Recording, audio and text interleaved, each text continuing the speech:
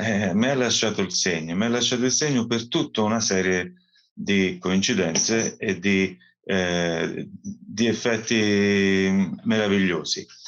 E così sono capitato sulla pagina di questa associazione, Le Stelle in Tasca, che avevano un'idea meravigliosa, secondo me, che era quella appunto di andare a scrivere, catalogare, spulciare, ritrovare vecchie storie riguardanti la Sicilia, e mi dette proprio l'immagine visiva di un albero che si ripercorre all'indietro alla ricerca delle sue radici, per trovarle, scoprirle, pulirle, catalogarle e passarle a chi verrà. Questa idea, che secondo me è geniale, che avete avuto, mi affascinò.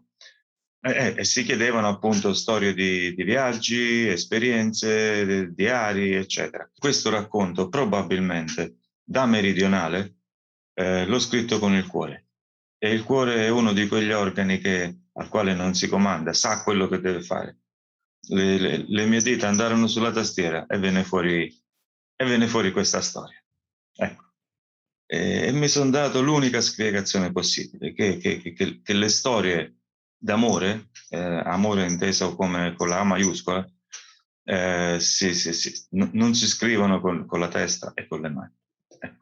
In questo racconto in maniera particolare, ed è qui il motivo per cui, diciamo, io dico che Trinacria mi ha lasciato il segno, è che sono riuscito a descrivere, mentre descrivevo personaggi, luoghi e sensazioni, sono riuscito a descrivere quello che, diciamo, ho portato dentro per un periodo di 40-45 anni. La partenza dal sud, piccolo e al seguito della famiglia,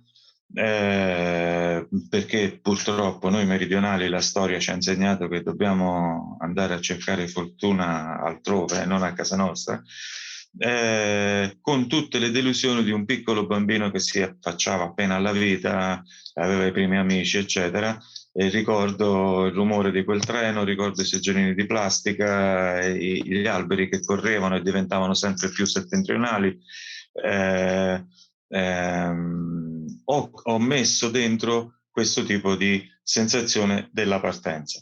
Dopodiché, quando gli amici si sono ritrovati e quindi c'è stato il ritorno a casa dopo tantissimi anni, si è verificato un altro sentimento che purtroppo, dico purtroppo, anche questo ho provato, che è quello di un disincanto immediato, di capire che il tempo non si è fermato ad aspettarti, come tu forse ti eri illuso, ma è andato avanti.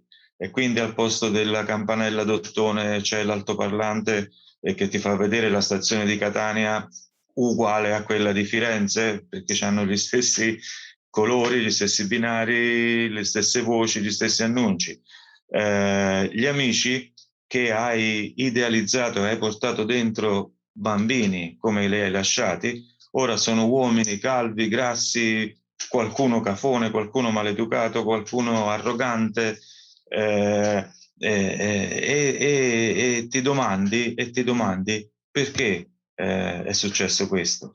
Perché mi sto svegliando in maniera molto amara da un sogno che è durato 40 anni.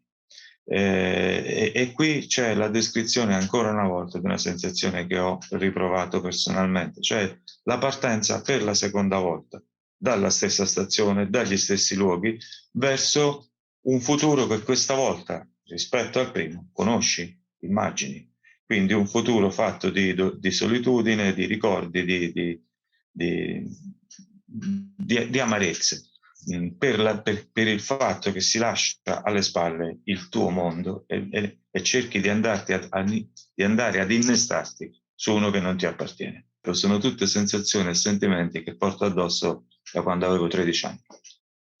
Io ho voluto diciamo, un po' descrivere anche questo per non fare la storia dolciastra, eccetera. Ho voluto un po' anche far capire quel pizzico di delusione, di disillusione che si ha quando per tutta la vita ti porti avanti un'idea solo nella tua testa, che forse esiste solo nella tua testa, perché il tempo si è fermato lì, e quando lui scende e non ritrova più la stazioncina con la campanellina che annunciava l'arrivo del treno, ma trova le stazioni tutte uguali, cemento, semafori e viali, ecco che diciamo, capisce che il tempo non si è fermato ad aspettarlo, ma è andato avanti. E questa è una sensazione che io ho provato la prima volta che sono tornato in Sicilia. E alla cerimonia di premiazione, e ne ho fatte diverse di queste cerimonie, quindi diciamo non era più una novità, no, per me quando sono venuto a Catania. Però ecco, lì ho trovato un calore familiare.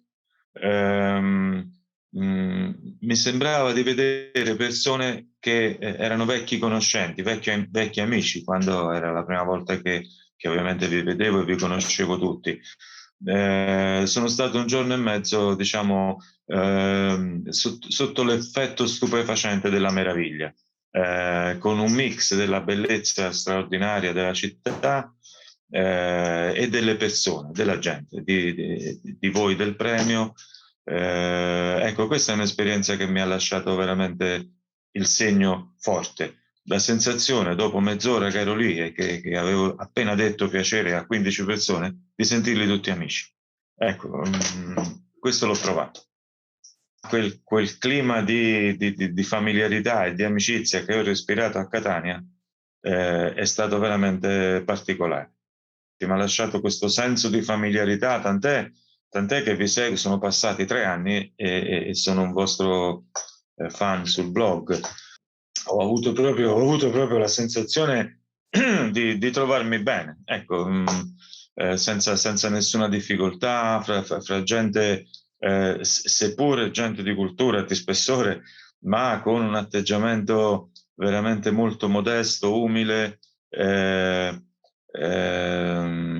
e che hanno fatto tutto, per quanto mi riguarda, per cercare di mettermi a mio agio, e ci siete riusciti alla grande. Io sono stato contento perché è stato riconosciuto il mio sentimento, non la mia scrittura.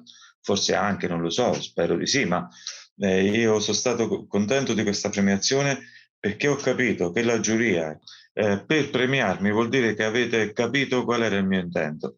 Quello di manifestare, di mettere su carta il bello e il brutto, perché non è solo bello e romantico quello che ci tocca, ripeto, purtroppo da meridionali. C'ha anche tanti lati grigio scuri. Ho cercato di infilarli nel mezzo e ho visto che li avete capiti. Per cui ecco, questa è una cosa che mi ha fatto felice. Quello che a me ha fatto veramente tanto piacere è essere riconosciuto dalla giuria, essere premiato, perché forse per la prima volta nei vari racconti che ho scritto sono stato realmente me stesso.